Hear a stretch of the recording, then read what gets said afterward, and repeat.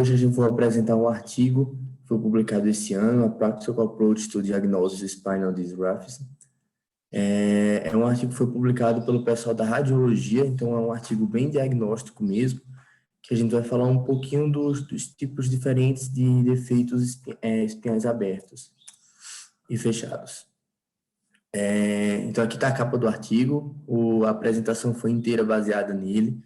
Todas as imagens que eu vou utilizar na apresentação foram retiradas do artigo. Então, vamos começar a aula falando um pouquinho do conceito. O que seria isso e em que contexto aplicar?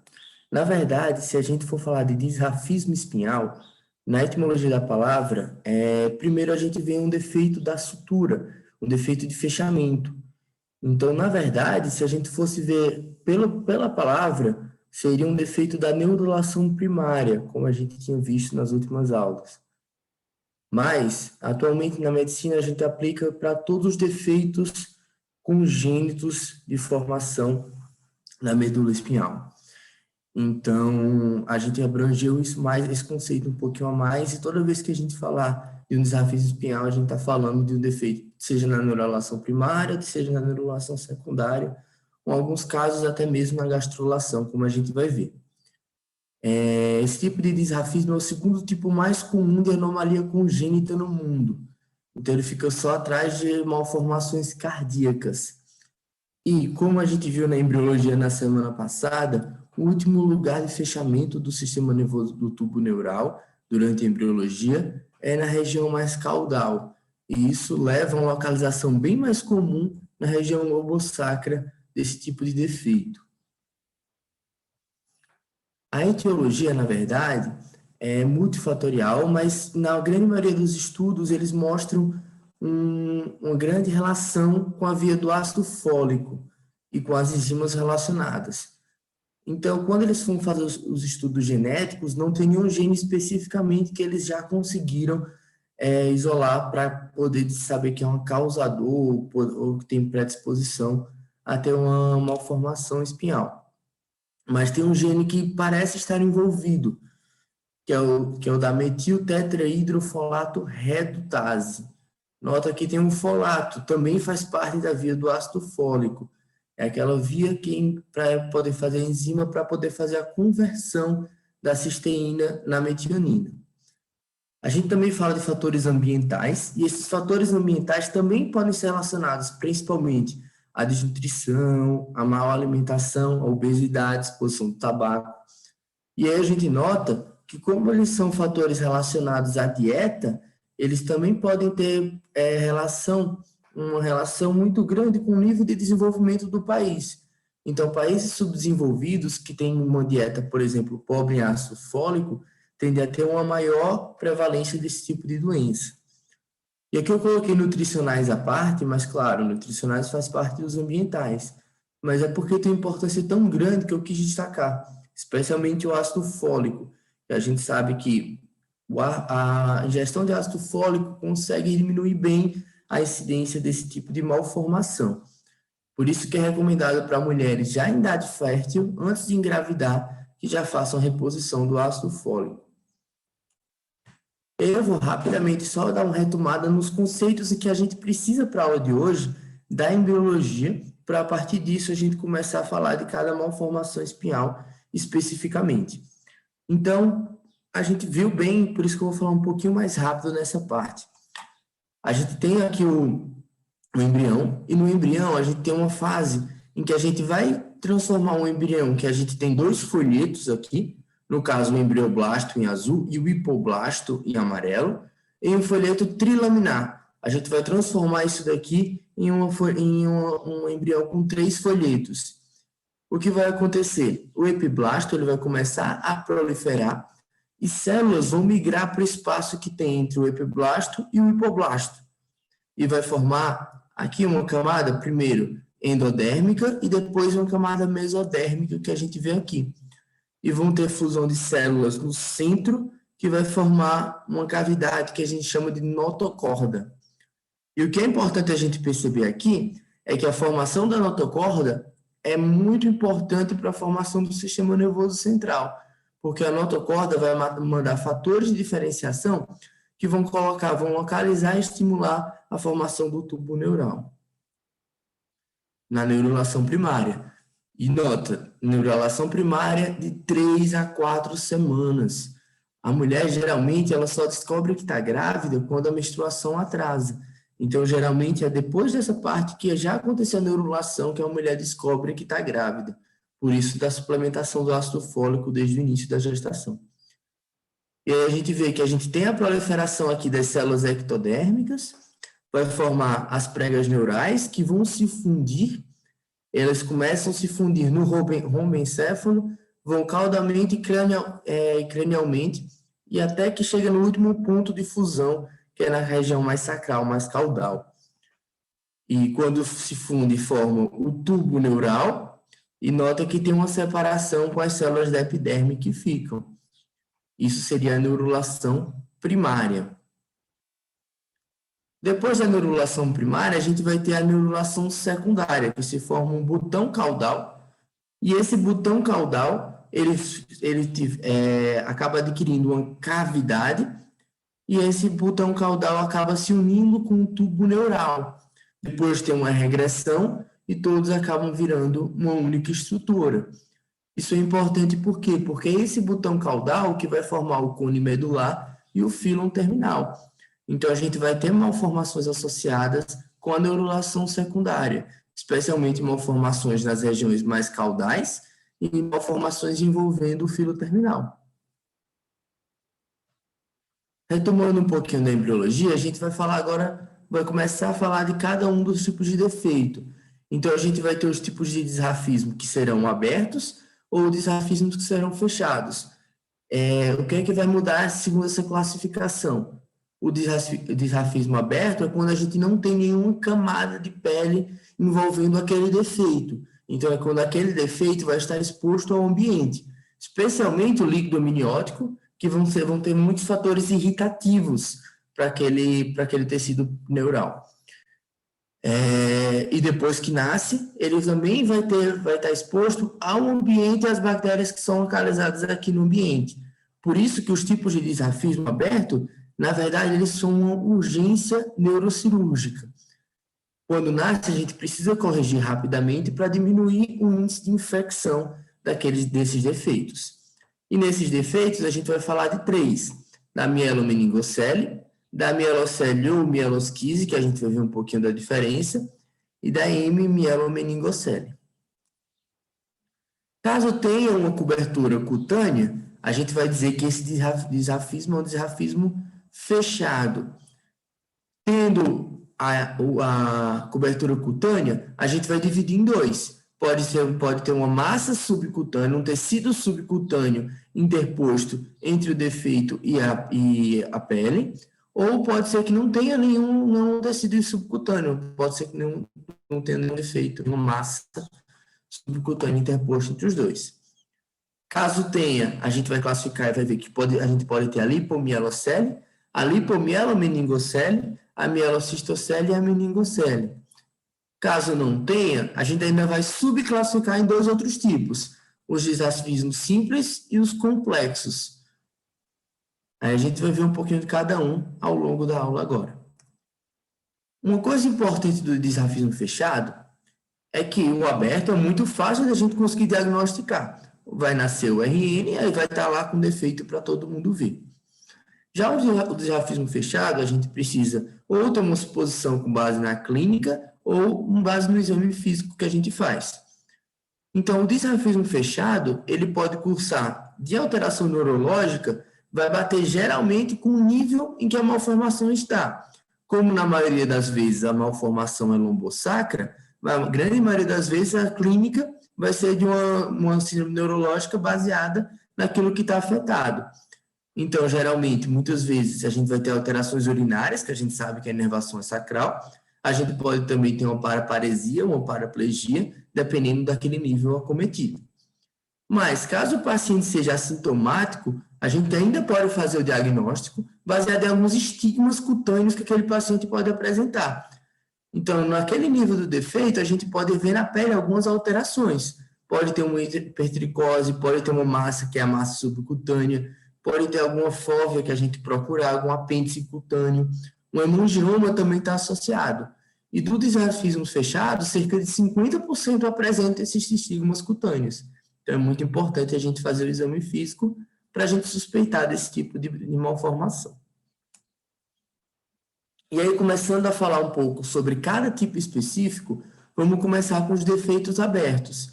E o defeito aberto mais comum é a mielomeningocele. Então, para a gente definir mielomeningocele, na verdade, a gente precisa de duas características básicas.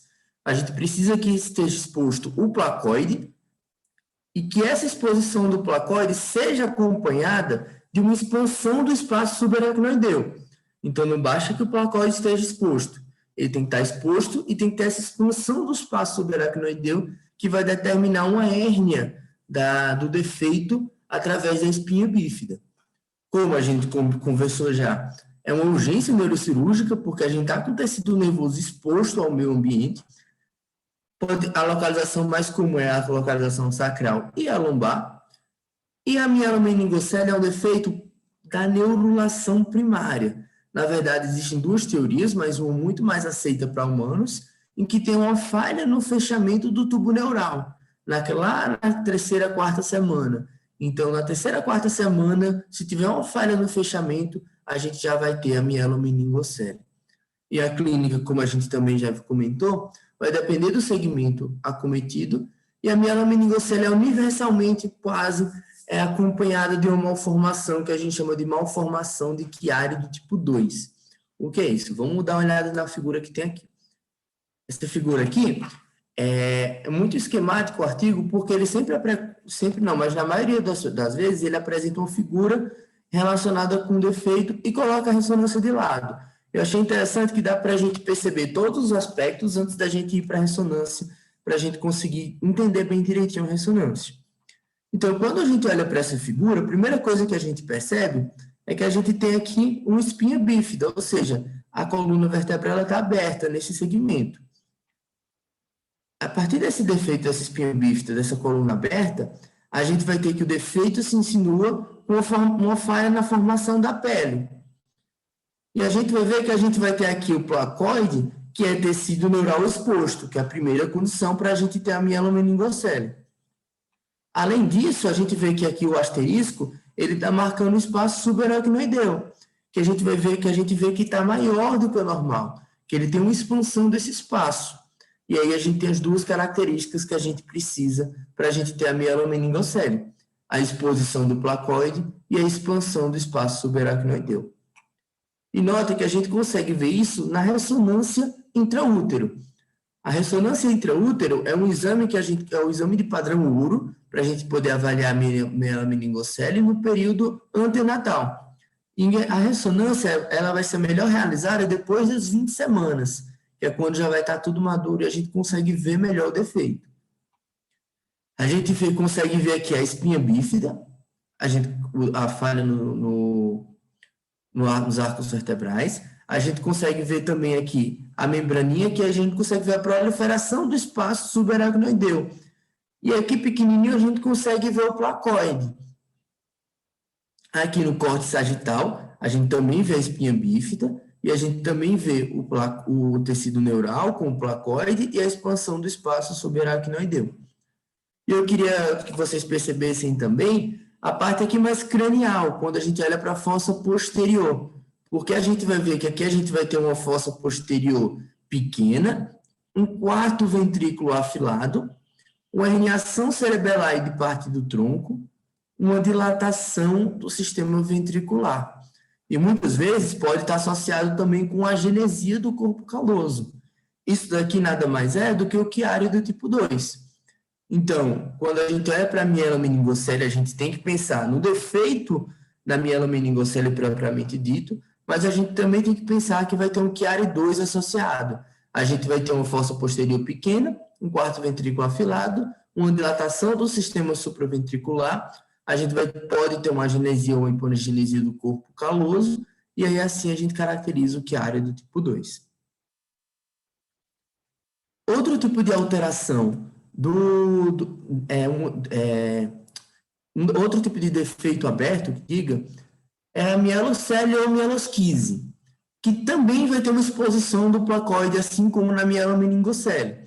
Mas qual vai ser a diferença? Lembra daquela segunda condição para a gente ter uma mielomeningocele? Lembra que na mielomeningocele, além de ter a exposição, a gente tem que ter uma proliferação do espaço subaracnoideu. E é isso que está ausente quando a gente tem uma mielocele ou uma mielosquise. A gente vai ter uma exposição do placoide, a gente vai ter uma exposição do tecido neural, mas a gente não vai ter a expansão do tecido do espaço subaracnoideu. E assim, a gente vai ter exatamente essa imagem daqui, em que a gente tem o tecido neural exposto ao meio ambiente, mas é apenas o tecido neural. E para diferenciar a mielocele da mielosquise, a gente vai ver onde esse placoide está. Se esse placoide está no mesmo nível da pele, a gente vai dizer que é uma mielocele. Se esse placoide encontra-se exposto mais abaixo do nível da pele, aí a gente falaria de uma mielosquise. Nesse caso, a gente tem uma mielocele, está no mesmo nível da pele. Aqui a gente tem a espinha bífida, o placoide exposto, sem aquela expansão do espaço subaracnoideu. Aqui dá para a gente ver melhor. Está aberto, está exposto, mas a gente não tem a expansão do espaço subaracnoideu. Isso é uma questão de nomenclatura, mas a mielocele, ela também é acompanhada de um chiari do tipo 2. Aqui a dilatação supraventricular está bem mais evidente para vocês verem. Então, na verdade, quando a gente fala de um defeito espinhal aberto, quando a gente fala de um disrafismo espinhal aberto, melhor dizendo, a gente sempre tem que pensar que vai ter associado uma formação de chiari do tipo 2. E o último tipo de defeito aberto, na verdade, é um defeito bem raro que o artigo traz para a gente também. Ele é muito raro porque, na verdade, é uma superposição de dois tipos de defeito. É quando a gente tem uma medula dividida e exposta em um lado. Ou seja, quando a gente tem uma diastematomialia, que é a medula dividida, e a gente tem uma mielomeningocele. Como a gente vê nessa figura. A gente nota o placoide, ele não está ligado um com o outro, ele está dividido. Está exposto, e nesse caso tem a proliferação do espaço subaracnoideu. Então, aqui seria uma M mielomeningocele. Caso não tivesse a expansão, seria uma M mielocele. E para que a gente tenha esse tipo de defeito, o que é que a gente precisa?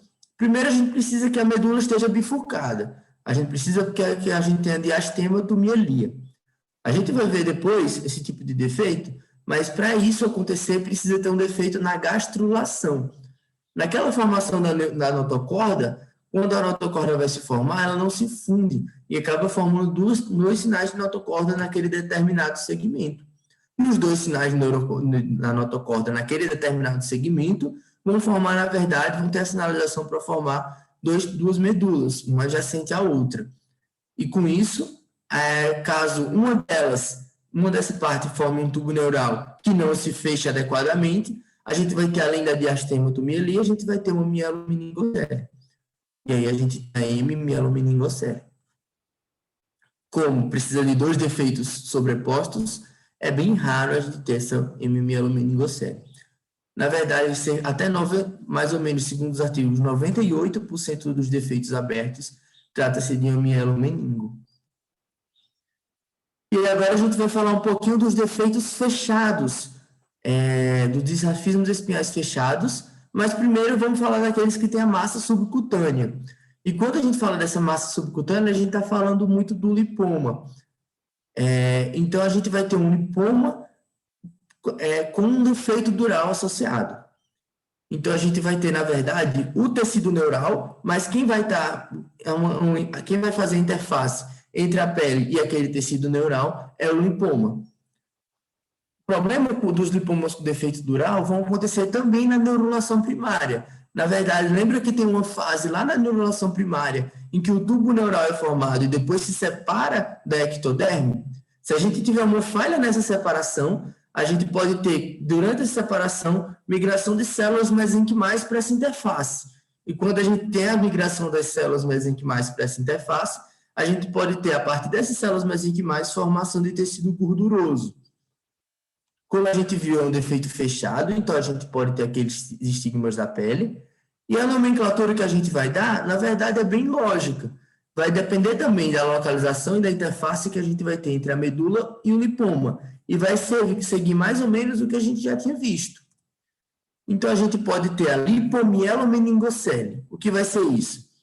Vai ser quando a gente tem, agora nota, a gente tem agora esse tecido amarelinho aqui, essa interface, que é uma interface subcutânea. Agora o placoide não está mais exposto ao meio ambiente, o que vai tranquilizar a gente para poder abordar com mais calma essa lesão e também vai proteger o placoide de sofrer irritação pelo meio ambiente, seja pelo meio ambiente do líquido amniótico, com os fatores irritativos, seja infecções quando ele depois que nasce.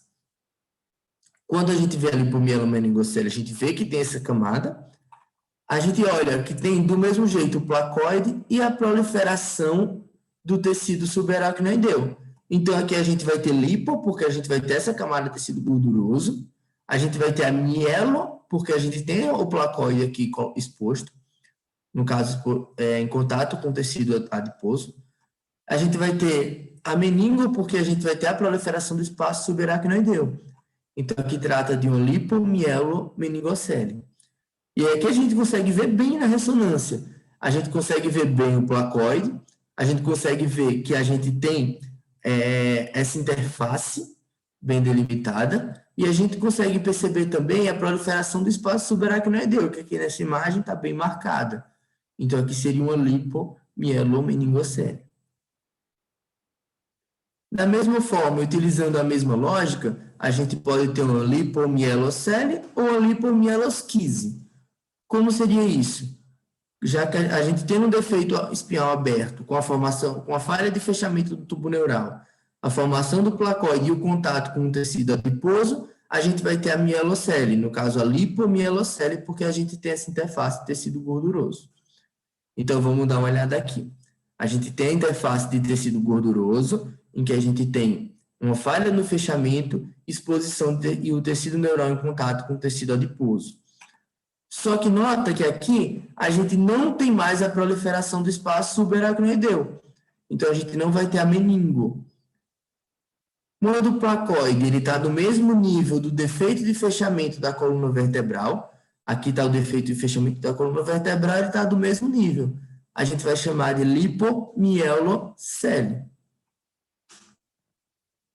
Quando o placoide ele está dentro, ele não se insinuou, ele não chegou nem no mesmo nível do defeito de fechamento da coluna, a gente vai dizer que é uma lipomielosquise. Nesse caso, aqui a gente tem em preto defeito adiposo do mesmo jeito, tem o defeito da coluna vertebral e o placoide do tecido neural está lá dentro dessa malformação. Então, a lipomielosquise.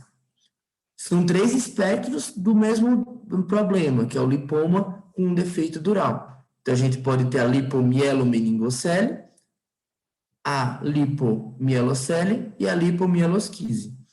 Nota que, embora seja um problema que a gente precisa intervir, a gente percebe que ele é bem menos mórbido do que a mielomeningocele, porque como esse tecido não vai estar exposto, ele vai ter bem menos complicações do que a mielomeningocele. E aí a gente pode ter também uma malformação em que a gente, na verdade, a gente tem a meningocele, que a gente tem a cavidade, a gente tem a proliferação do espaço subaracnoideu, mas o placoide, o tubo neural se fechou e a gente não tem placoide, na verdade. A gente tem a medula bem formada, sem a malformação medular. Quando a gente tem isso, a gente não vai ter mais aquele mielo no nosso nome. Então, a gente vai ser a meningocele, porque a gente tem apenas tecido meníngeo, a gente tem apenas a proliferação do espaço subaracnoideu. E também, nota, uma malformação fechada. A gente tem aqui uma camada protegendo para a gente ter a meningocele. E esse defeito é pensado que ele ocorra, na verdade, durante a formação das meninges. E a formação das meninges é uma coisa mais tardia durante o processo embriológico. A formação das meninges acontece cerca de aproximadamente 7ª semana de desenvolvimento do embrião. Então, a meningocele, na verdade, é uma malformação que surge um pouco mais tarde. E na ressonância fica fácil a gente conseguir perceber que a gente tem a medula bem formada e a proliferação do espaço subaracnoideu. Isso aqui seria a meningocele. E aí a gente tem um outro tipo de malformação que a gente chama de mielocistocele. A mielocistocele, ela é classificada como terminal ou não terminal, de acordo com o segmento acometido. Quando a gente tem um segmento sacral acometido, o final da medula a gente vai chamar de mielocistocele terminal. Quando a gente tem qualquer outro segmento acometido, a gente vai chamar de mielocele não terminal. A mielocele terminal, a gente vai focar um pouquinho mais aqui, é um defeito da neurulação secundária. Como acontece isso? Lembra que para a gente poder ter o desenvolvimento do sistema nervoso, a gente tem a neurulação primária e tem aquela formação daquele botão caudal, que se forma uma cavidade e depois se junta com o tubo neural que foi formado na neurulação primária. Se a gente tem um defeito, quando vai formar essa cavidade, a gente vai ter esse defeito, ele acaba ocasionando uma persistência dessa cavidade, acaba acumulando líquido e acaba formando uma cavidade terminal aqui, formando essa malformação. E aí, isso a gente chama de mielocistocele, que vai ser o defeito na neurulação secundária. E uma característica bem importante para a gente ver aqui na mielocistocele é que na mielocistocele a gente não tem comunicação entre essa cavidade seringomiélica aqui e a malformação e a mielocele. Nota, não está comunicado um com o outro. E é bem fácil a gente perceber na ressonância também, que a gente consegue ver que tem um defeito da coluna vertebral, e a gente consegue ver essa dilatação dessa cavidade seringomiélica e aqui a proliferação do espaço subaracnoideu. E quando a gente olha o sinal, dá para a gente ver que o sinal é diferente. Dá para a gente perceber que aqui está um pouquinho mais claro do que aqui. O sinal é diferente porque não tem comunicação entre essas duas cavidades. Isso é um aspecto bem importante para a gente perceber da mielocistocele. E aí a gente pode ter agora os defeitos fechados sem a massa subcutânea. Então, a gente vai falar um pouquinho tanto dos simples quanto dos complexos que a gente tinha falado naquela classificação anteriormente. Falando primeiro dos mais simples, a gente pode ter um lipoma intradural. Então, quando a gente olha aqui, como é que vai surgir o lipoma intradural? Na verdade, é um defeito na neurulação primária, em que acontece uma falha na separação entre o tubo neural e a ectoderme, e nessa falha de separação acaba ficando células mesenquimais no interior que podem se diferenciar em adipócitos. Esses adipócitos podem acometer qualquer segmento do sistema nervoso central, qualquer segmento da medula espinhal, e aí ele pode ocasionar, como a gente está vendo aqui, uma compressão da medula espinhal, e a gente precisa abordar. A gente pode ter também um linfoma, só que na região do fílum terminado. E aí a gente tem uma lesão semelhante, só que essa lesão não acomete o cone medular, ele vai acometer o fílum terminal, e ele tem uma origem biológica diferente, porque o fílum terminal é formado a partir da neurulação secundária, e não na neurulação primária. Então, o linfoma de fílum terminal, na verdade, é um defeito na neurulação secundária. A gente também pode ter a persistência do ventrículo terminal, que também é um defeito da neurulação secundária, mas lembra que se forma uma cavidade lá naquele botão terminal, e quando a gente junta um com o outro, tem uma regressão. Se a gente tem uma falha nessa regressão e uma persistência da cavidade, a gente vai ter dentro da medula uma cavidade seringomiélica dilatada de maneira focal. E é isso que a gente chama de persistência do ventrículo terminal. E uma grande diferença, por isso que eu foquei bem, quando a gente vê a mielocistocele, é que na mielocistocele não tem comunicação, lembra? Não tem comunicação daquela cavidade mais caudal, da cavidade hidrosseringomiélica, com aquela proliferação que a gente tem do espaço subaracnoideu, com a mielocele. Nesse caso da persistência do ventrículo terminal, a gente tem essa comunicação, por isso que não se formam aquelas 3 cavidades, como a gente viu na mielocistocele. Então, persistência do ventrículo terminal, defeito da neurulação secundária. A gente também pode ter outra condição que a gente chama de seio dermal congênito.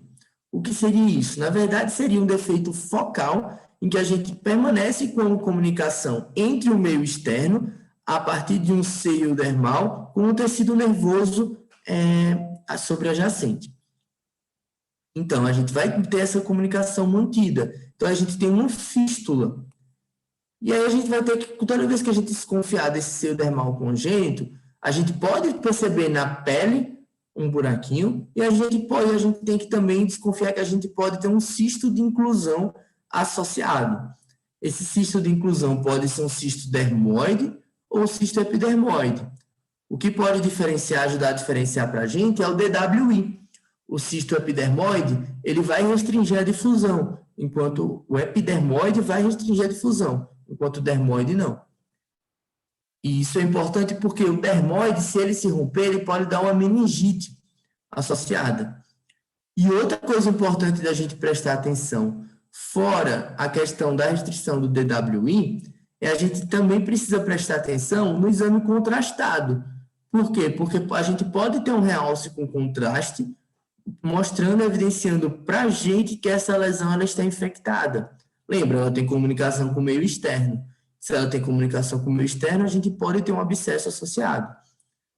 Então, seio dermal congênito vai ser essa persistência da comunicação do meio externo com o tecido nervoso sobreadjacente a partir de um seio, que ele pode ter meningite de repetição, pode formar esse cisto de inclusão epidérmico ou dermoide, e a gente pode ter um abscesso associado a ele. E aí agora a gente vai começar a falar de algumas malformações mais complexas. E a gente tem aquela que eu já tinha comentado um pouquinho, que é a diastematomielia, que é um defeito na gastrulação durante a formação da notocorda e como, consequentemente, tudo que vai de via de sinalização da notocorda, como a formação do tubo neural, vai ser afetada. E, consequentemente, a gente vai ter duas medulas. A gente vai ter uma medula separada. Nota que cada medula tem uma raiz caudal, uma raiz rostral e uma raiz ventral e uma dorsal. E nota que a gente vai classificar a diastematomielia em dois tipos diferentes. Dependendo de quê? Dependendo de, depois que tem a separação, o que aconteceu com o meio entre elas. Porque se esse meio virou osso ou cartilagem, a gente vai ter a diastematomielia do tipo 1, que é aquela mais associada a outras malformações vertebrais. Então, nota, aqui a gente tem um osso entre uma medula e a outra medula. E a partir disso, a gente vai ter a diastematomielia. Aqui ele colocou uma cavidade seringomiérica que está associada a esse tipo de malformação nesse caso. Caso no meio a gente não tenha nem osso nem cartilagem, a gente tem apenas tecido fibroso, a gente vai ter a diastematomielia do tipo 2. Então, diastematomielia do tipo 1 tinha um osso aqui no meio, diastematomielia do tipo 2, a gente tem apenas tecido fibroso entre uma medula e a outra. E aí, dentro das malformações complexas, a gente vai ter também uma síndrome de regressão caudal.